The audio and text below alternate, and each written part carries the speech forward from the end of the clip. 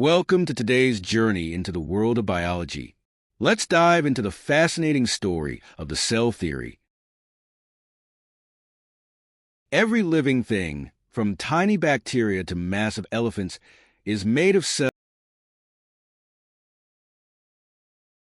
The journey began in 1665 when Robert Hooke first saw cells through a microscope.